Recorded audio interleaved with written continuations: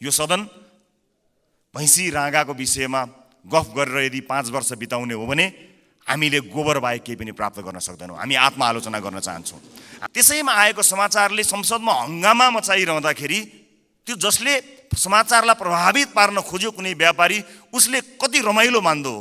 यो सदन कुनै एउटा हेडलाइनमा उचालिने ठाउँ होइन। त्यसको वास्तविकता जाँच गर्नुपर्छ, त्यसलाई परख्नुपर्छ, अनि त्यसपछि आवश्यक भए मात्र सदन घेरिनुपर्छ, सदनमा हो हल्ला गर्नुपर्छ। त्यो र दुधको दुध पानीको पानी थाहा हुन्थ्यो कि यो सदनमा आइसकेपछि को के कुराको पक्षमा छन् या विपक्षमा छन् भन्ने कुरा थाहा हुन्थ्यो। त्यसकारणले राँगा भैँसीका भरमा बहसहरू चलाएर अगाडि बढ्ने हो भने नेपाली जनतामा निराशा छाउँछ। सभामुख महोदय, म गम्भीर ध्यान आकर्षण गर्न चाहन्छु। राज्यले लखेटेको, राज्यले मार्छु भनेको, भूमिगत बस्नु परेको, जेल जीवन बिताउनु भएको त्यति ठुलो सङ्घर्ष गरेर तपाईँहरूले यहाँ ल्याउनु भएको छ। हामीलाई गर्व छ तपाईँहरूप्रति। तर गर्व गर्न लायक, तपाईँको इतिहासमा गर्व गर्न लायक वर्तमान भइदियोस् भन्ने मात्र हाम्रो चाहना हो। एकअर्काप्रतिको वैमनस्यता, एकअर्काप्रतिको तिक्तता सम्मानित सदनमा तपाईँहरू उखिरहँदा हामी के हेर्ने, मुस्कुराउने कि ताली पड्काउने कि ढ्याप गर्ने कि मुख छोप्ने, त्यस्तो अवस्था हामीलाई सृजना नगरिदिनु होला। किनकि नेपालको राजनीतिमा तपाईँले दिनुभएको योगदानको हामी कदर गर्न चाहन्छौँ। हामी त्यो पुस्ता बन्न चाहन्छौँ जो अघिल्लो पुस्ताले गरेको राजनीतिक योगदानको उच्च मूल्याङ्कन गर्न सकोस्। तर म त भन्छु सम्मानित सभामुख महोदय, यो सदनमा 5 वर्षसम्म आजबाटै देशका 7वटा प्रदेशका सरकारी अस्पतालको लाइभ सीसीटीभी फुटेज एकातिरको भित्तामा राखौँ। देशका अझ विशेष गरेर मधेसका सामुदायिक विद्यालयका सीसीटीभी फुटेजको लाइभ फुटेज दाहिनेतिर भित्तामा राखौँ। अनि बिचमा एउटा स्क्रिनको व्यवस्था गरौँ सभामुख महोदय, जहाँ करिब प्रत्येक दिन 5-6 हजारका दरले यो देशमा भविष्य छैन भनेर यो देशबाट निस्किएर गएका, त्रिभुवन अन्तर्राष्ट्रिय विमानस्थलमा लाइनबद्ध भएका नेपाली नागरिकको तस्बिर, त्यसको लाइभ फुटेज राखौँ र 5 वर्षपछि हामी हेरौँ बिफोर र आफ्टर भनेर। हामी संसद छिर्नु अगाडि ती विद्यालय कस्ता थिए, हामीले 5 वर्ष यो सदनमा बहस गरेर ती विद्यालयलाई कस्ता बनायौँ, यो देशको स्वास्थ्य नीति कस्तो हुन्छ भन्ने कुरामा बहस गरौँ। 5 महिना अगाडि बहस गरौँ र त्यस बहसबाट निस्किएको निष्कर्ष, चाहे त्यो मुखमा त्यो निष्कर्ष निस्किएको भोलिपल्ट सरकार ढलोस्, जसुकैको सरकार बनोस्, सत्ता पक्ष प्रतिपक्ष बनोस्, प्रतिपक्ष सत्ता पक्ष बनोस्, तर त्यो नीति फेल हुनु भएन। हामीले कस्तो शिक्षा नीति बनाउने, आउनुहोस् सबै राजनीतिक दलका साथीहरू एक ठाउँमा उभियौँ र एउटा साझा शिक्षा नीति सरकारलाई हामीले रेकमेन्ड गरौँ। किनकि तपाईँले भोट माग्दा पनि नेपाली जनतालाई राम्रो शिक्षा दिन्छु भन्नुभएको हो, मैले भोट माग्दा पनि नेपाली जनतालाई राम्रो शिक्षा दिन्छु भनेको हुँ। अनि यहाँ राजनीति कसरी भयो? पार्लिमेन्टको डिग्निटीलाई नै हल्ल्याइदिने किसिमका गतिविधि हुँदाखेरि कता कता हामीलाई पनि त्यो रोग सरे जस्तो पनि कहीँ दिनमा भयो। हामी त्यो रोग सार्न चाहन्नौँ मान्यज्यूहरू, हामी त्यो रोग सार्न नै चाहन्नौँ। हामी तपाईँलाई त्यही सम्मानित स्थानमा राख्न चाहन्छौँ जुन सम्मानको तपाईँहरू लायक हुनुहुन्छ। हामी नयाँ पुस्ताका राजनीतिज्ञहरूलाई तपाईँहरूले एउटा यस्तो संस्कारको विकास गरिदिनुहोस्, एउटा यस्तो संस्कार दिनुहोस् ताकि हामी भोलि पनि गर्व गर्न सकौँ कि हामीले यो तपाईँबाट सिकेका हौँ। हामीले नेपाली कङ्ग्रेसबाट सिक्यौँ, हामीले नेकपा एमालेबाट सिक्यौँ, हामीले नेकपा माओवादीबाट सिक्यौँ भनेर हामीले भन्न सकौँ, मधेसवादी दलहरूबाट सिक्यौँ, जसपाबाट सिक्यौँ भन्न सकौँ, हामीले नेताहरूको नाम लिएर भन्न सकौँ यी नेताहरूबाट हामीले सिकेको हो नि भन्न सकौँ। घर मूल्य हिसाब देखाए जस्तो सबैको आम्दानीको वृद्धि दर एउटै कसरी हुनसक्छ सभामुख महोदय? जस्तै सरकारले दिने पारिश्रमिकको कुरा, त्यसको वृद्धि दर सरकारले निर्धारण गर्छ। व्यापारबाट हुने आम्दानीको त्यसको चाहिँ नि बजारको व्यवस्थापनले निर्धारण गर्छ। वैदेशिक रोजगारीमा हुने कुरा, कुल राजस्व र गैर करको वृद्धि एउटै कसरी हुन्छ? 4 अझै उदेक लाग्दो चाहिँ कर र गैर कर जसको आधार र प्रकृति बिल्कुल भिन्न हुन्छ, यिनीहरूको वृद्धि दर कसरी एउटै हुन्छ? मेरो प्रश्न। महोदय, नागरिकता विधेयकका सम्बन्धमा राष्ट्रिय स्वतन्त्र पार्टी कुनै समुदायको विरुद्ध छ भन्ने भाष्य जबरजस्ती निर्माण गरेर निमुखा नागरिकलाई गुमराहमा राख्न खोजिएको छ। त्यसो गर्नेहरूलाई म यति मात्र भन्न चाहन्छु कि राजनीतिसँग कुनै सरोकार र भोट बैंकको कुनै आवश्यकता नहुँदा पनि प्राकृतिक विपत्ति, वैदेशिक रोजगारीका समस्या र मिटर ब्याज जस्ता विषयमा आवाजविहीन मधेसी जनताको पक्षमा हामी उभिएको संसार साक्षी छ।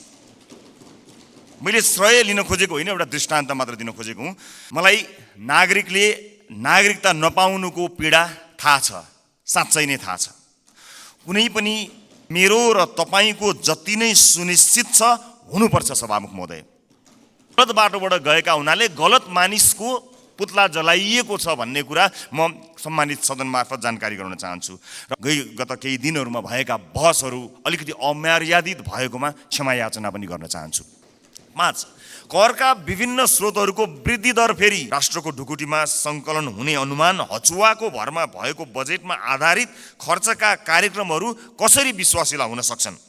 सभामुख महोदय, यही सञ्चार माध्यमहरूमा कयौं व्यापारी व्यवसायीहरूले लगानी या विज्ञापनबाट प्रभाव पारेका छन्। यो सत्य हो। बोल्न धेरैजना किन डराउनुहुन्छ भने ती सञ्चार माध्यमहरूले गलत लेखिदिँदा आफ्नो छवि बिग्रन्छ भन्ने डरले कयौं मान्यहरू बोल्नुहुन्न। तर त्यसो भन्न मिल्दैन। यदि यसको स्पष्ट र विश्वास लाग्दो आधार नेपाली जनता सामु आएन भने सत्ता पक्षका माननीय सांसदहरूले यो बजेटलाई कुन नैतिकताले पास गर्नुहुन्छ होला? मैले गम्भीर प्रश्न खडा गरेको छु। सम्मानित सभामुख महोदय, राष्ट्रिय स्वतन्त्र पार्टी यो सदनमा उपस्थित भइसकेको छ। विगतमा जे भए पनि अब त्यसरी नचलोस्। माननीय अर्थमन्त्रीज्यूले मैले उठाएका प्रश्नहरूको विश्वासिलो केही दिन अगाडि भयो। त्यो बहस यदि निरन्तरता हुने हो भने सम्मानित सभामुख महोदय मार्फत भन्न चाहन्छु, म चाहिँ नेपाली जनतालाई अनुहार देखाउने हैसियतको रहने छैन र रचनात्मक प्रतिपक्षको भूमिका निर्वाह गर्दै उहाँको संशोधित बजेटलाई पारित गराउन फेरि अग्रणी भूमिका निर्वाह गर्नेछौँ।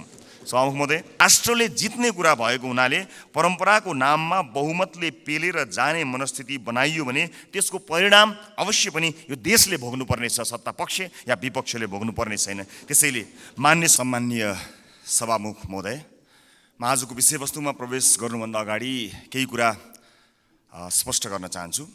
जनतामा भ्रमित हुने गरी जबरजस्ती फैलिएका प्रोपागान्डाहरूको प्रतिकार गर्न र सत्य सन्देश प्रवाह गर्नका लागि एक जिम्मेवार जनप्रतिनिधिका हैसियतले आफ्नो दृष्टिकोण जनता समक्ष पुर्याउने थलो पनि संसद भएका हुनाले म यो अनुमति चाहन्छु।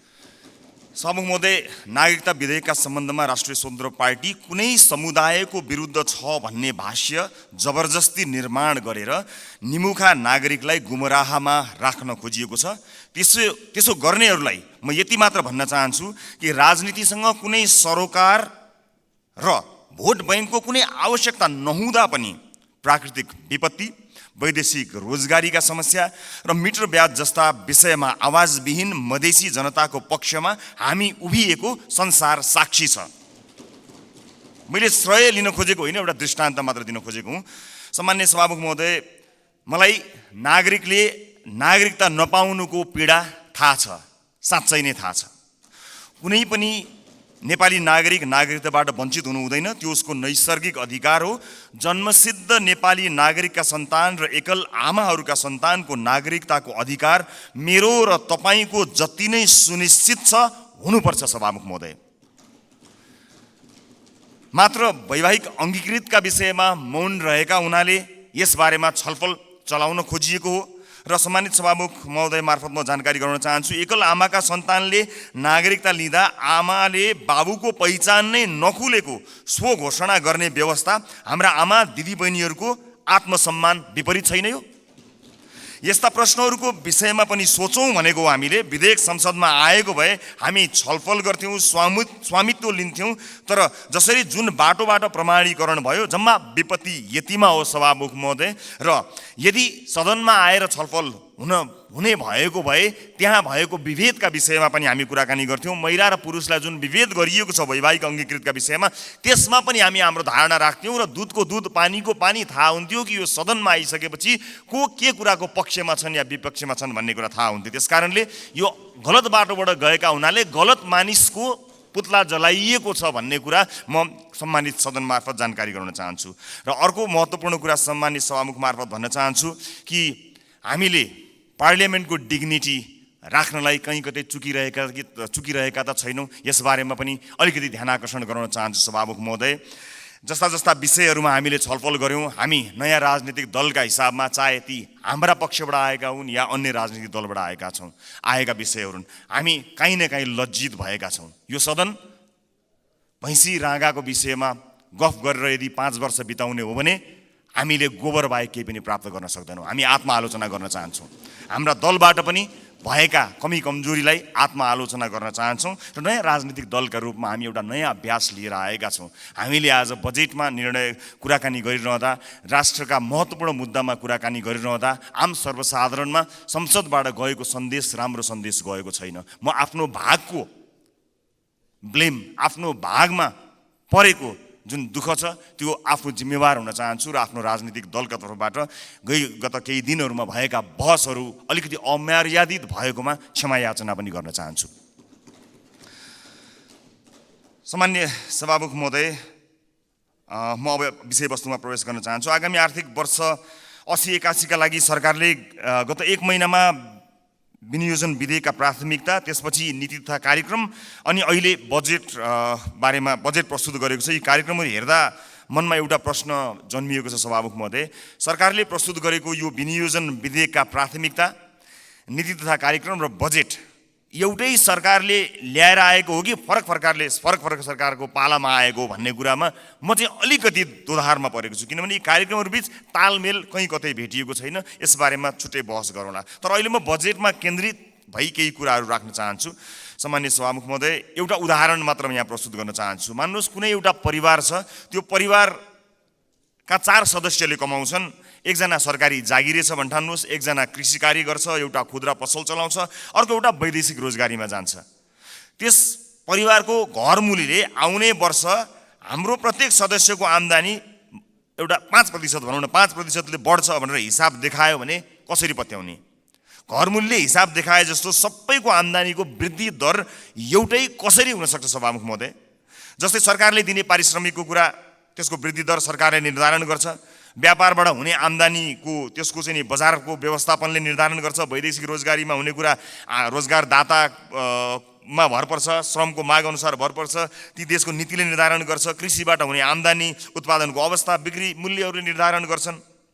मैले दृष्टान्त दिएको घरमूलीको त्यो 5% को बेसुरा अनुमानको उदाहरण हाम्रो अर्थमन्त्रीज्यूको अनुमानसँग ठ्याक्कै मिल्छ कि भन्ने मलाई लागेको छ। यो बजेटमा माननीय अर्थमन्त्रीज्यूले चालु आर्थिक वर्षको जम्मा राजस्वको संशोधित अनुमानभन्दा आगामी आर्थिक वर्ष चाहिँ 24.37%ले राजस्वको वृद्धि हुने अनुमान गर्नुभएको छ। यो अङ्क याद गर्नुहोला माननीय सदस्यहरू, 24.37। यस बजेटमा माननीय अर्थमन्त्रीज्यूले राजस्वका 90 वटा शीर्षकहरूमध्ये 68 वटा शीर्षकहरूबाट प्राप्त हुने राजस्वको मूल्य दर 24.37% नै हुन्छ भन्ने अनुमान गर्नुभएको छ। साथै राजस्वका मुख्य आधारहरू जस्तै कर, गैर करको दुवैको वृद्धि दर पनि 24.37% अनुमान गर्नुभएको छ। त्यसै गरी करका स्रोतहरूमा आय, मुनाफा तथा पुँजीगत लाभमा लाग्ने कर, वस्तु तथा सेवामा आधारित कर र वैदेशिक व्यापारमा लाग्ने कर सबैको वृद्धि दर 24.37% हुन्छ भन्ने अनुमान गर्नुभएको छ। सामान्य सभामुख महोदय, होलसेलमा गरिएको यस्तो अनुमानबाट यो पुष्टि हुन्छ कि यो बजेटको लेखन एउटा झारा टार्ने काम र एउटा गैर जिम्मेवारी काम भएको अथवा हेलचेक्राइपूर्ण ढङ्गबाट गरिएको हो कि भन्ने आशंका गर्ने प्रशस्त ठाउँहरू रहेको छ। यद्यपि यो रेभेन्यू फोरकास्टरको रूपमा म आफूलाई प्रस्तुत गरिरहेको छैन र यो रेभेन्यू फोरकास्टिङको विज्ञ पनि म होइन। तर यसरी यो कुनै एउटा कम्प्युटरमा एउटा एक्सेल सिटमा चालु आर्थिक वर्षको अङ्क राखेर त्यसमा चाहिँ 24.37% जोडेर राजस्व वृद्धिको अनुमान, यो चाहिँ जो कोहीले पनि गर्न सक्ने म देख्दछु। फेरि पनि म जोड लगाउँछु कि म रेभेन्यू फोरकास्टिङको विज्ञ चाहिँ होइन। यस्तो हचुवाको भरमा अनुमानित बजेट प्रस्तुत गर्नलाई विद्वान अर्थमन्त्री अथवा विद्वान अर्थ मन्त्रालयका उच्च पदस्थ अधिकारीहरूको आवश्यकता पर्दैन भन्नका लागि चाहिँ रेभेन्यू फोरकास्टर हुनु पर्दैन भन्ने मलाई लाग्दछ। सभामुख महोदय, मैले नेपालको विगत केही वर्षको राजस्व, कर र गैर करका वृद्धि दर पनि हेरेको छु, जसमा कुनै पनि वर्ष हाम्रो राजस्वको वृद्धि दर, करको वृद्धि दर र गैर करको वृद्धि दर समान छँदै छैन। सभामुख महोदय, बजेट निर्माण प्रक्रियामा राजस्वको अनुमान नै यस्तो प्रमुख आधार स्तम्भ हो जसको आधारमा विभिन्न क्षेत्रमा गरिने खर्च तय गरिन्छ। चालु आर्थिक वर्षको प्रक्षेपित राजस्व करिब 14 खर्ब उठ्न नसक्ने भई संशोधित अनुमान करिब 11 खर्बमा झार्नु परेको यो विषम अवस्थामा अर्थमन्त्रीज्यूले आगामी आर्थिक वर्षको बजेट प्रस्तुत गरिरहँदा जम्मा राजस्वको करिब 93% भन्दा बढी उठ्ने अनुमान गरिएको राजस्वका शीर्षकहरूबाट प्राप्त हुने राजस्वको वृद्धि दर एउटै 24.37% हुने अनौठो अनुमानले हामीलाई कहाँ पुर्याउने हो भन्ने एउटा ठूलो प्रश्न खडा भएको छ। चालु आर्थिक वर्षमा लक्ष्य अनुसार राजस्व सङ्कलन हुन नसक्दाको परिणाम स्थानीय तहमा हस्तान्तरण हुने समानीकरण अनुदानको 50% कटौती गर्ने अवस्थामा सरकार पुगेको सर्वविदितै छ। यस्तो हचुवाको भरमा प्रक्षेपण गरिएको राजस्वमा आधारित आगामी वर्षको बजेटले हामीलाई यो मुलुकलाई कहाँ पुर्याउने हो ठुलो प्रश्न खडा भएको छ। राष्ट्रको ढुकुटीमा सङ्कलन हुने अनुमान हचुवाको भरमा भएको बजेटमा आधारित खर्चका कार्यक्रमहरू कसरी विश्वासिला हुन सक्छन्?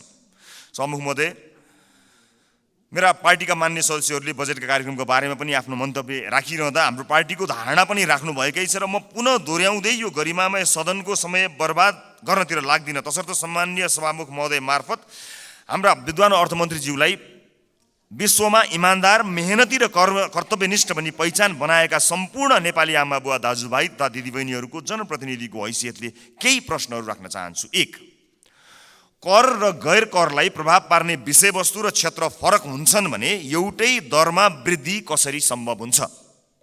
2, कुल राजस्व र कर वृद्धिको दर एउटै कसरी हुन्छ? 3, कुल राजस्व र गैर करको वृद्धि एउटै कसरी हुन्छ? 4, अझै उदेक लाग्दो चाहिँ कर र गैर कर जसको आधार र प्रकृति बिल्कुल भिन्न हुन्छ, यिनीहरूको वृद्धि दर कसरी एउटै हुन्छ? मेरो प्रश्न। 5, करका विभिन्न स्रोतहरूको वृद्धि दर फेरि एउटै कसरी हुन्छ?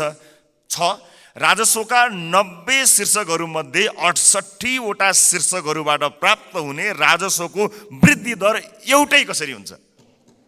यी प्रश्नहरूले यस्तो हचुवाको भरमा प्रक्षेपित राजस्वको आधारमा खर्च गर्न बजेटमा प्रस्ताव गरिएका विभिन्न कार्यक्रमहरूको बारेमा छलफल र टीका टिप्पणी गर्नुको कुनै औचित्य छ कि छैन भन्ने कुरा खडा गरेको छ। सभामुख महोदय, झोलामा कति पैसा आउँछ भन्ने हचुवाका भरमा गरिएको अनुमानबाट गरिने खर्चका बारेमा छलफल गरेर गरिब जनताबाट सङ्कलन गरिएको राजस्व दुरुपयोग गर्नु कति उपयुक्त हुन्छ, यो पनि एउटा प्रश्न भएको छ। सम्माननीय सभामुख महोदय, अर्थमन्त्रीज्यूले भर्खरै उठाएका प्रश्नहरूका सम्बन्धमा नेपाली जनतालाई स्पष्ट पार्नुहुनेछ भन्ने मैले आशा लिएको छु। यदि यसको स्पष्ट र विश्वास लाग्दो आधार नेपाली जनता सामु आएन भने सत्ता पक्षका माननीय सांसदहरूले यो बजेटलाई कुन नैतिकताले पास गर्नुहुन्छ होला, मैले गम्भीर प्रश्न खडा गरेको छु। सम्माननीय सभामुख महोदय, राष्ट्रिय स्वतन्त्र पार्टी यो सदनमा उपस्थित भइसकेको छ। विगतमा जे भए पनि अब त्यसरी नचलोस्। माननीय अर्थमन्त्रीज्यूले मैले उठाएका प्रश्नहरूको विश्वासिलो आधारसहितको भरपर्दो जवाब दिनु सक्नु भएन भने मलाई आशा छ उहाँ राजस्व अनुमानमा संशोधित प्रस्ताव लिएर आउनुहुनेछ। हामी सृजनात्मक र रचनात्मक प्रतिपक्षको भूमिका निर्वाह गर्दै उहाँको संशोधित बजेटलाई पारित गराउन फेरि अग्रणी भूमिका निर्वाह गर्नेछौँ। सभामुख महोदय, सचेत नेपाली जनताहरूले हेरिरहेका छन्। बहुमतको आधारमा यस्तो हचुवाको भरमा अनुमान गरिएको राजस्वमा आधारित बजेटलाई पास गरेर अघि जाने हो भने यसको जिम्मेवारी पास गर्नुहुने सम्पूर्ण माननीयज्यूहरूले लिनुपर्नेछ। गल्ती हुन सक्छन्, त्यसलाई सच्याएर अघि बढ्नु इमान्दारिता र महानता हो।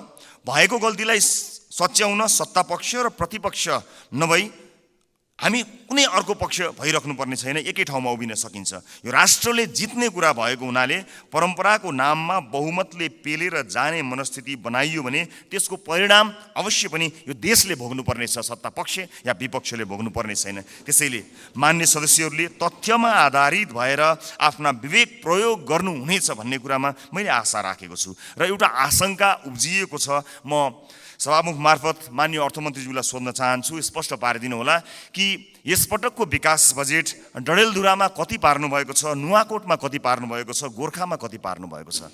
एउटा गम्भीर प्रश्न खडा भएको छ। सुनिए अनुसार र केही डाटाहरू सार्वजनिक भए भन्दा अगाडै यसको तथ्य जाँच गर्नु अगाडिको आशंकाको प्रश्न हो मेरो। लगभग 40 देखि 50% विकास बजेट डडेलधुरा, नुवाकोट र गोर्खाका लागि छुट्याइएको जानकारी आएको छ। हामी अरूबाट सुन्न चाहँदैनौँ। सञ्चार माध्यमका हेडलाइनको तथ्य जाँच हामी गर्दै गरौँला, तर म माननीय अर्थमन्त्रीज्यूबाट यसको जवाफ चाहन्छु। बताइदिनु होला डडेलधुरा, नुवाकोट र गोर्खामा कति बजेट छुट्याइएको छ, अनि मधेसलाई बजेटमा गरिएको विभेदका बारेमा कतिको जानकार हुनुहुन्छ, एकपटक बताइदिनु होला। सम्मानित सदनमा स्क्रिनहरूमा हामी बोलेको आवाज राखिएको छ। हामीले बजेटमा कुराकानी गरिरहँदा यो देशको भविष्य निर्माण गर्छौँ भनेर हामीले ब्यालेटको बाटो हुँदै यही सदन छिरेर परिवर्तन गरेरै छाड्छौँ भनेर प्रतिबद्धता गरेर आइरहँदा सदनमा भइरहने बहसहरूले यतिखेर सरकारी अस्पतालहरूमा भएको अवस्था हामीले सम्बोधन गर्न सकेका छौँ। म त भन्छु सम्मानित सभामुख महोदय, यो सदनमा 5 वर्षसम्म आजबाटै देशका 7वटा प्रदेशका सरकारी अस्पतालको लाइभ सीसीटीभी फुटेज एकातिरको भित्तामा राखौँ। देशका अझ विशेष गरेर मधेसका सामुदायिक विद्यालयका सीसीटीभी फुटेजको लाइभ फुटेज दाहिनेतिर भित्तामा राखौँ। अनि बिचमा एउटा स्क्रिनको व्यवस्था गरौँ सभामुख महोदय, जहाँ करिब प्रत्येक दिन 5-6 हजारका दरले यो देशमा भविष्य छैन भनेर यो देशबाट निस्किएर गएका त्रिभुवन अन्तर्राष्ट्रिय विमानस्थलमा लाइनबद्ध भएका नेपाली नागरिकको तस्बिर, त्यसको लाइभ फुटेज राखौँ र 5 वर्षपछि हामी हेरौँ बिफोर र आफ्टर भनेर। हामी संसद छिर्नु अगाडि ती विद्यालय कस्ता थिए, हामीले 5 वर्ष यो सदनमा बहस गरेर ती विद्यालयलाई कस्ता बनायौँ। ती अस्पतालहरू विशेष गरेर बालबालिकाको हुने ती नजिकैको कान्ति बाल अस्पताल गए पनि हुन्छ, संसदपछि सबैजना जाउँ। त्यो अस्पताललाई हामीले 5 वर्ष यो सदनमा विभिन्न, कोही कसैले असाध्यै नरम बनेर असाध्यै असल ज्ञानी प्राणी बनेर, कसैले हामी जस्ता चर्का आवाजमा बोलेर, जसले जसरी बोले ता भए पनि हामीले गरेको नीति निर्माणले 5 वर्ष अघि र 5 वर्ष पछाडि के फरक पर्यो भन्ने कुरा यो स्क्रिनमा राखौँ र त्यसपछि 5 वर्षपछि आउने सदनलाई त्यो स्क्रिनको अर्को दृश्य हस्तान्तरण गर्ने प्रतिबद्धता व्यक्त गरौँ। यदि यसरी गर्न सक्दैनौँ भने र यसरी रागा भैँसीका भरमा बहसहरू चलाएर अगाडि बढ्ने हो भने नेपाली जनतामा निराशा छाउँछ। सभामुख महोदय, म गम्भीर ध्यान आकर्षण गर्न चाहन्छु। यो सँगसँगै म अर्को एउटा ध्यान आकर्षण पनि गराउन चाहन्छु। हामीले बनाउने कानुनहरूका आधारमा र अझ विशेष गरेर हामीले छुट्याएको प्राथमिकताहरूका आधारमा जनजीविकामा प्रभाव पर्नुपर्ने हुन्छ, हाम्रो जीवनमा प्रभाव पार्ने होइन। तपाईँ हाम्रो जीवनमा आज यो सम्मानित सदनभित्र आएका हामीहरू नेपाली नागरिकलाई केही भनेर यहाँ आएका छौँ, तर आज सम्बन्धित मन्त्रीका जिल्लाहरूमा, अलिकति पहुँच भएका सांसदहरूका जिल्लाहरूमा जसरी बजेट बाँडफाँड गर्ने कार्य भएको छ, के तपाईँलाई लाग्छ यसपछि फेरि पनि जनताका माझमा हात जोडेर भोट माग्न जाँदाखेरि हामीले यही 5 वर्षका गतिविधि र यिनै बजेटहरू यिनैका आधारमा नेपाली जनताले हामीलाई पत्याएर भोट दिनेछन्? दिने छैनन्।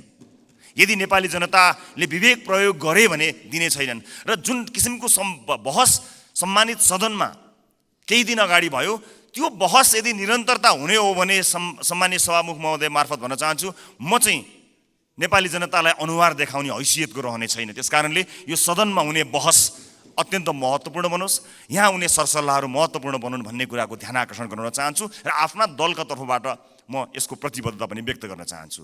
सञ्चार माध्यममा आएका विषयलाई लिएर नै हामी कहिलेकाहीँ सदन अवरुद्ध पनि गर्दा रहेछौँ। त्यसको फ्याक्ट चेक गर्नु पनि महत्त्वपूर्ण हुने रहेछ। मैले निर्ममतापूर्वक भन्नै पर्छ, केही, सबै होइनन्, केही सञ्चार माध्यमहरूमा कयौँ व्यापारी व्यवसायीहरूले लगानी या विज्ञापनबाट प्रभाव पारेका छन्। यो सत्य हो। बोल्न धेरैजना किन डराउनुहुन्छ भने ती सञ्चार माध्यमहरूले गलत लेखिदिँदा आफ्नो छवि बिग्रन्छ भन्ने डरले कयौँ मान्यहरू बोल्नुहुन्न, तर त्यसो भन्न मिल्दैन। त्यसैमा आएको समाचारले संसदमा हङ्गामा मचाइरहँदाखेरि त्यो जसले समाचारलाई प्रभावित पार्न खोज्यो कुनै व्यापारी, उसले कति रमाइलो मान्दो हो। यो सदन कुनै एउटा हेडलाइनमा उचालिने ठाउँ होइन। त्यसको वास्तविकता जाँच गर्नुपर्छ, त्यसलाई परख्नुपर्छ, अनि त्यसपछि आवश्यक भए मात्र सदन घेरिनुपर्छ, सदनमा हो हल्ला गर्नुपर्छ। यो मैले आफैलाई बढी प्राथमिकता दिएर भनेको, मैले कुनै दललाई भनेको होइन। हाम्रो दल पनि यसमा सहभागी छ। त्यसकारणले हामी केही नयाँ गरौँ भनेर आएका दलहरू हामी पुरानै शैलीमा गयौँ र हामी पनि त्यही रोगमा लाग्यौँ भने मैले अघि भने जस्तै हामीले प्राप्त गर्ने भनेको यी गाई र भैँसीका अथवा भैँसी र रागोका कुराकानी गऱ्यौँ भने अन्त्यमा हामीले प्राप्त गर्ने भनेको त्यो गोबर बाहेक केही पनि होइन। मैले सम्मानित सदनलाई यो कुरा जानकारी गराउनै पर्नेछ। सम्मानित सभामुख महोदय, यस सदनमा हामीले नेपाली जनताका लागि नीतिहरू बनाइरहँदा र विशेष गरेर बजेटमा प्राथमिकताहरू छुट्याइरहँदा हामीले छुट्याएको प्राथमिकताले आम नागरिकको जीवनलाई छुन सकेनछ भने, आम नागरिकको दैनिकीलाई प्रभाव पार्न सकेन भने हाम्रो लागि त्यो दुर्भाग्यको विषय हुन्छ। सरकारले विदेशमा रहेका नागरिकका लागि पनि अब भोटिङ राइट्स दिने, विदेशमा रहेका नेपाली नागरिकले पनि भोट हाल्न पाउने अधिकारको सुनिश्चितता गर्ने भनेर भन्यो। तर कहाँ छुट्याउनु भयो अर्थमन्त्रीज्यू बजेट? त्यसका लागि लगत सङ्कलन गर्न जानु पर्ला। निर्वाचन आयोग विदेशमा रहेका नेपालीहरूको बारेमा जानकारी लिन जानुपर्छ। त्यसका लागि कहाँ कतै मैले बजेटमा कतै मैले देखिनँ कि, मलाई क्षमा गर्नुहोला, तर त्यसलाई तपाईँले भन्नलाई त भनिदिनु भयो होला, तर प्राथमिकतामा राख्नु भएन। हामी फेरि पनि भन्न चाहन्छौँ, यो देशमा भविष्य नदेखेर विभिन्न कुरीतिका कारणले हामीले भोग्नु परेका व्यथितिका कारणले मुलुकमै केही गरी खाउँ भन्ने अवसर नपाएर बाध्य भएर विदेश बसेका नेपालीहरूले आफ्नो देशको भविष्य छान्न पाउनुपर्छ, भोट हाल्न पाउनुपर्छ। त्यसलाई प्राथमिकताका साथ राखियोस्। म माननीय अर्थमन्त्रीज्यूलाई विदेशमा रहेका नेपालीहरूले मतदान गर्न पाउने अधिकारको सुनिश्चितताका लागि कति बजेट छुट्याउनु भएको छ, के व्यवस्था गर्नुभएको छ, म त्यसको लागि पनि जवाफ चाहन्छु। र जिल्ला निर्वाचन कार्यालयहरू खारेज गर्ने जस्तो निर्णय, गलत निर्णय सच्याइयोस् भन्ने कुरा पनि म भन्न चाहन्छु। किनभने संवैधानिक निकायहरूलाई हामीले त्यसका काम कारबाहीहरूलाई यदि ध्यान दिएनौँ, तिनको स्वच्छतामा हामीले प्रश्न खडा गरेनौँ र त्यसलाई सरकारका मार्फत या कुनै मन्त्रालयका मार्फत ल्याएर राखिदियौँ भने त्यो साँच्चै नै दुर्भाग्यपूर्ण हुनेछ। त्यसकारणले यसलाई पनि पुनर्विचार गरियोस्। खर्च कटौतीका नाममा हरेक विषयलाई त्यसको गम्भीरता, त्यसको महत्त्व नबुझिकन गरियो भने त्यो साँच्चै नै दुःखद हुनेछ। म सम्माननीय सभामुख मार्फत यो ध्यान आकर्षण गर्न चाहन्छु। र अहिले बजारमा देखिएको वित्तीय सङ्कट, आम नागरिकले भोगेको वित्तीय सङ्कटलाई सम्बोधन गर्ने र त्यसमा उत्साह छर्ने किसिमका कुनै पनि कार्यक्रमहरू हामीले देख्न सकेनौँ। आज एकपछि अर्को सटरहरू बन्द भएका छन्। आज कयौँ व्यापारी व्यवसायीहरू बैंकको चर्को ब्याज तिर्न नसकेर कयौँ व्यापारी व्यवसायीहरू आत्महत्या गर्ने अवस्थासम्म पुगेका छन्। मेरै निर्वाचन क्षेत्रमा शङ्कर कणेलले आत्महत्या गर्नुभयो र उहाँको सुसाइड नोटमा लेखिएका कुराहरू गम्भीर छन्। यस्ता धेरै समस्याहरू देखिएका छन्। आज प्रत्येक 3वटा सटरमा एउटा सटर बन्द भएको अवस्था छ। आज सहकारीहरूका कारणले गर्दाखेरि जुन किसिमको बिल्लीबाट मानिसहरूको भएको छ, त्यसलाई सरकारले गम्भीरतापूर्वक सम्बोधन नगर्ने भयो भने धेरै मानिसहरू सडकमा आउन बाध्य भएका हुन्छन् र बेवश भएर यो मुलुक छोडेर विदेशमा रोजगारीका लागि जानुपर्ने अवस्था सिर्जना हुन्छ। अनि विदेशमा रोजगारीका लागि जानुपर्दाखेरि विदेशमा भएका हाम्रा राजदूतावासहरूको संयन्त्रले लाखौँको सङ्ख्यामा भएका नेपाली नागरिकहरूलाई सम्बोधन गर्नै सक्दैन। यहाँ केही गरौँ भन्दा गर्न पाएका छैनन्। देशै छोडेर जाँदा परदेशमा पनि दुःख पाएर बसेका छन्। मुलुकको समाजको वास्तविक समस्यासँग हाम्रो नीति, हाम्रो बजेट, हाम्रो कार्यक्रम कसरी अलग हुन सक्छ? सभामुख महोदय, समाजको चरित्रभन्दा, समाजले भोगेको पीडाभन्दा हामीले यहाँ गर्ने डिस्कसन, तपाईँ हामीले गर्ने संवाद कसरी फरक हुन सक्छ? सभामुख महोदय, समाजले भोगेको पीडालाई मलम लगाउन नसक्ने गरी हामीले गर्ने संवादको के अर्थ हुन्छ? सभामुख महोदय, त्यसकारणले म विनम्रतापूर्वक अनुरोध गर्न चाहन्छु सभामुख महोदय मार्फत कि नेपाली जनताको पीडालाई, नेपाली जनताले आज भोगेका समस्याहरूलाई त्यसलाई महसुस गरेर, त्यसलाई लिपिबद्ध गरेर हामीले बजेटमा ध्यान दिनुपर्छ। र अन्त्यमा आगामी वर्षका लागि हामीले यसो गर्न सक्छौँ कि सानो एउटा सुझावसहित म बिदा माग्छु। बजेट बन्नुभन्दा 4-5 महिना अगाडि हरेक राजनीतिक दलका अझ विषयविज्ञहरू छन् भने उनीहरूलाई सहभागी गराएर प्राथमिकताका क्षेत्रहरू छुट्याउँ। कुनै पनि राजनीतिक दलले भोट माग्दाखेरि शिक्षा गुणस्तरीय र स्वास्थ्य आम नागरिकको पहुँचमा भनेर हामीले भोट मागेका हौँ नि। हाम्रो घोषणापत्रमा, हाम्रा वाचापत्रमा बाकाइदा लेखिएको छ नि। नेपालको संविधानले पनि त्यो अधिकारलाई सुरक्षित गरेको छ नि। भनेपछि के सत्तापक्ष के विपक्ष कसैको विमति होला र? हामीले कस्तो शिक्षा नीति बनाउने? आउनुहोस् सबै राजनीतिक दलका साथीहरू एक ठाउँमा उभियौँ र एउटा साझा शिक्षा नीति सरकारलाई हामीले रेकमेन्ड गरौँ। किनकि तपाईँले भोट माग्दा पनि नेपाली जनतालाई राम्रो शिक्षा दिन्छु भन्नुभएको हो, मैले भोट माग्दा पनि नेपाली जनतालाई राम्रो शिक्षा दिन्छु भनेको हो। अनि यहाँ राजनीति कसरी भयो?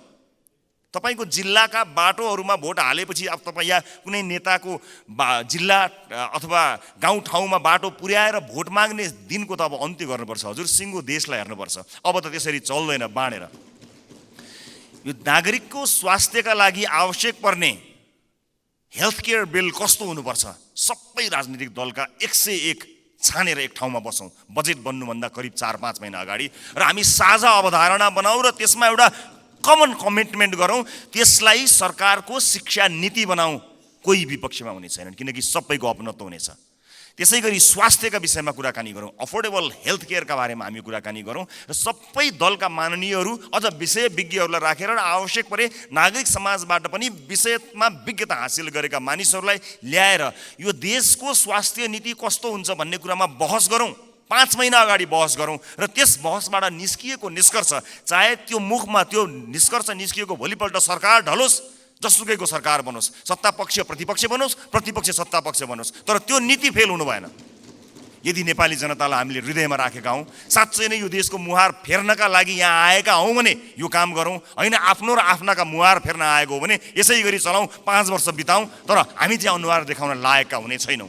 देशको मुहार जस्ताको तस्तै, तर राजनीतिज्ञको मुहार कति धेरै चम्किलो भएको छ हेर्नुहोस् त। किनकि हामीले जनताका मुद्दालाई चुनावका बेलामा मात्र सम्झ्यौँ, चुनाव पछाडि बिर्स्यौँ। म सम्पूर्ण माननीय सदस्यहरूलाई, सत्तापक्ष प्रतिपक्ष जहाँ रहनु भएको छ, म सबैलाई विनम्रतापूर्वक अनुरोध गर्न चाहन्छु। नागरिकता विधेयकमा पनि हामीले भन्न खोजेको त्यही हो, ओनरसिप यहाँ छलफल हुन पाएको भए सम्भवतः त्यसमा भएका बुँदाहरूमा अथवा छुटेका विषयहरूमा छलफल गर्न सकिन्थ्यो। यहाँ भएका कुनै पनि दलका मान्य सदस्यहरूले नेपाली नागरिकले नागरिकताबाट वञ्चित हुनु परोस् भन्ने कुरामा मत हाल्नै सक्नुहुन्न। कसले सक्नुहुन्छ र? विमति कसैको पनि हुने छैनन्। तर सबैले अपनत्व महसुस गरी सही ढङ्ग र सही बाटोमा आएको भए अहिले सम्भवतः सम्मानित अदालतमा गएर त्यो अड्किने थिएन। अनि त्यसको दोष केही दलहरूले लिनु परेको छ, वास्तवमा होइन। नेपाली नागरिकले नागरिकता प्राप्त गर्नुपर्छ भन्ने कुराको विरोधमा, त्यसको विपक्षमा कोही पनि नेपाली हुनै सक्दैन। तर त्यसभित्रको अन्तर्वस्तुमा पछिसम्मलाई सोचेर संवेदनशील विषयहरूमा यो सदन जहाँ नयाँ माननीयहरू र नयाँ राजनीतिक दलका रूपमा हामी पनि आएका छौँ, हामी पनि यसमा सहभागी हुन चाहन्छौँ अनि हामी पनि यो छलफलमा सहभागी हुन चाहन्छौँ, अन्तर्वस्तुमा कुराकानी गर्न चाहन्छौँ र त्यो विधेयकले छुटाएका तर महत्त्वपूर्ण विषयमा हामी योगदान दिन चाहन्छौँ र इतिहासलाई त्यो दस्तावेजमा हामी पनि सही साक्षी हौँ भनेर भन्न चाहन्छौँ। हामी पक्षमा छौँ। हामी जन्मसिद्ध नेपाली नागरिकहरूले नागरिकता पाउनुपर्छ भन्ने कुराको पक्षमा छौँ। हामी सम्पूर्ण योग्य नेपाली नागरिकहरूले नागरिकता पाउनुपर्छ भन्ने कुराको पक्षमा छौँ। हामी त्यो बहसमा सहभागी हुन चाहन्छौँ र पछिसम्म यो मुलुकलाई हित हुने विषयमा सहभागी मात्र हुन चाहन्छौँ। सम्मानित सदनमा आज मैले यति कुराहरू राखेँ। मलाई विश्वास छ हामीले गरेका बहसहरू केवल बहसका लागि होइनन्। हामीले भनेका यी शब्दहरू, हामीले प्रकट गरेका हाम्रा धारणाहरू केवल यतिकै एउटा धारणा राख्नलाई गरिएका विषयवस्तु होइनन्। विशेष गरेर यसपटकको संसदका सबै जस्तो सेसनहरूमा, सबै जस्तो विषयहरूमा आम नागरिकको चासो तुलनात्मक रूपमा अघिल्ला वर्षहरूको भन्दा बढी भएको एउटा डाटाले बताएको छ। अर्थात् नेपाली नागरिकहरू तुलनात्मक रूपमा नेपालको संसदमा भइरहेको बहसलाई अचेल, अत्यन्त गम्भीरताका साथ हेरिरहेका रहेछन्। एउटा अध्ययनले त्यो बताएको छ। यस्तो चासोको विषय बनेको यो सदन हाँसोको विषय नबनोस्, महत्त्वपूर्ण निर्णयहरू आउन सकुन् र एक अर्कामा सहकार्य गर्दै संसदीय मर्यादालाई कायम राख्दै बहसहरू कायम गरेर मुलुकका लागि केही चिज दिन सकियोस्। र यो 5 वर्षमा जसरी भनिन्छ नि, हामी हाम्रो जीवनको 5 वर्षलाई पल्टाएर हेऱ्यौँ भने 5 वर्ष अगाडि हामी कहाँ थियौँ र 5 वर्ष पछाडि हामी कहाँ छौँ भन्ने कुरा हामी सजिलै हेर्न सक्छौँ। व्यक्तिको जीवनमा 5 वर्षको धेरै ठुलो महत्त्व हुन्छ। देशको जीवनमा पनि त्यो 5 वर्षको अझ धेरै महत्त्व हुन्छ। त्यसकारणले हामी यो सदनको जब अन्तिम दिनमा यहाँ बोल्नेछौँ, अघि मैले भने जस्तै हामीले विशेष गरेर देशको टड्कारो समस्यामा रहेका नागरिकको स्वास्थ्यमा यो 5 वर्ष सदनभित्र आएर हामीले के गर्यौँ त्यो भन्न पाइयोस्। त्यसपछि निर्वाचित हुने मान्यज्यूहरूलाई बुझाउन पाइयोस् हामीले यो देशका लागि यति गर्न सक्यौँ, बाँकी तपाईँको जिम्मा भन्न सकियोस्। अघिल्लो सदनले हामीलाई के बुझायो? आज अघिल्लो सदनले बुझाएका कयौँ भ्रष्टाचारका काण्डहरू काँधमा बोकेर हामी हिँड्नु परेको छ। त्यसको निराकरण गर्नुपर्दाखेरि यहाँ एउटा दलको नाम आयो भने अर्को दलले विभिन्न बाहनामा बार्गेनिङ गरेर त्यसलाई विषयान्तर गर्न खोज्ने हो कि भन्ने आशंका पैदा भएको छ। एउटा विषय उठ्छ, त्यसपछि त्यो विषय सेलाउँछ, अर्को विषय उठ्छ। कता कता आशंका पैदा भएको छ। मैले भनेको थिएँ कि कहीँ पुराना राजनीतिक दलहरू एक अर्काको पोल खुल्ला भनेर आत्तिएका त छैनन्, विषयान्तर गर्न लागिरहेका त छैनन्।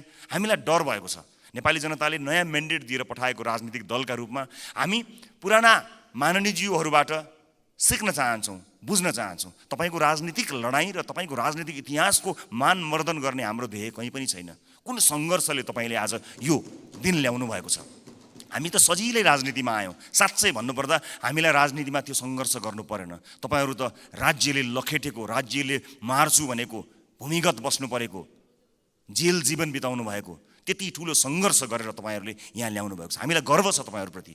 तर गर्व गर्न लायक, तपाईँको इतिहासमा गर्व गर्न लायक वर्तमान भइदियोस् भन्ने मात्र हाम्रो चाहना हो। एक अर्काप्रतिको वैमनस्यता, एक अर्काप्रतिको तिक्तता सम्मानित सदनमा तपाईँहरू उखिरहँदा हामी के हेर्ने? मुस्कुराउने कि ताली पड्काउने कि ढ्याप ढ्याप गर्ने कि मुख छोप्ने? त्यस्तो अवस्था हामीलाई सिर्जना नगरिदिनु होला, किनकि नेपालको राजनीतिमा तपाईँले दिनुभएको योगदानको हामी कदर गर्न चाहन्छौँ। हामी त्यो पुस्ता बन्न चाहन्छौँ जो अघिल्लो पुस्ताले गरेको राजनीतिक योगदानको उच्च मूल्याङ्कन गर्न सकोस्। तर सम्मानित सदनमा एउटा पार्लिमेन्टको डिग्निटीलाई नै हल्लाइदिने किसिमका गतिविधि हुँदाखेरि कता कता हामीलाई पनि त्यो रोग सरे जस्तो पनि कहीँ दिनमा भयो। हामी त्यो रोग सार्न चाहन्नौँ मान्यज्यूहरू, हामी त्यो रोग सार्न नै चाहन्नौँ। हामी तपाईँलाई त्यही सम्मानित स्थानमा राख्न चाहन्छौँ जुन सम्मानको तपाईँहरू लायक हुनुहुन्छ। हामी नयाँ पुस्ताका राजनीतिज्ञहरूलाई तपाईँहरूले एउटा यस्तो संस्कारको विकास गरिदिनुहोस्, एउटा यस्तो संस्कार दिनुहोस् ताकि हामी भोलि पनि गर्व गर्न सकौँ कि हामीले यो तपाईँबाट सिकेका हौँ। हामीले नेपाली कङ्ग्रेसबाट सिक्यौँ, हामीले नेकपा एमालेबाट सिक्यौँ, हामीले नेकपा माओवादीबाट सिक्यौँ भनेर हामीले भन्न सकौँ, मधेसवादी दलहरूबाट सिक्यौँ, जसपाबाट सिक्यौँ भन्न सकौँ, हामीले नेताहरूको नाम लिएर भन्न सकौँ यी नेताहरूबाट हामीले सिकेको हो नि भन्न सकौँ। तर हामीले, माफ गर्नु होला, म क्षमा चाहन्छु, पछिल्ला केही गतिविधिहरूलाई हेर्दा हामीले चाहिँ उल्टो कुरा सिक्छौँ कि हामीलाई पो त्यो रोग सर्छ कि भन्ने डर पैदा भएको छ। म सभामुख मार्फत सम्मानित सदनलाई यति भन्न चाहन्छु कि नीति कार्यक्रमहरू भन्दा, कानुनहरू भन्दा र बजेटहरू भन्दा नेपाली जनतालाई मूलधारमा राखियोस्, देशको वर्तमान समस्यालाई मूलधारमा राखियोस्। वैदेशिक रोजगारीले गाँजेको यो देश यसका मूल समस्याहरूलाई मध्यनजर नराखिकन त्यसलाई नजरअन्दाज गरेर आँखा चिम्लिएर कहीँ पनि पुग्न सकिँदैन। त्यसकारणले नागरिकको स्वास्थ्य, नागरिकको शिक्षा र सामाजिक न्यायका पक्षमा उभिन सक्ने बनोस् बजेट, यही भन्न चाहन्छु। र म जाँदै सभामुख महोदय, मैले अघि एउटै दर रेट भएको यो डकुमेन्ट म शीर्ष नेताहरूलाई म उपलब्ध गराउन चाहन्छु। यसले देखाउनेछ 24.37% जुन मैले डाटा प्रस्तुत गरेँ त्यो म अझ स्पष्ट हुने गरी एक-एकवटा प्रमुख राजनीतिक दल र अर्थमन्त्रीज्यूलाई जाँदै हस्तान्तरण गर्नेछु। हस्, धन्यवाद, नमस्कार।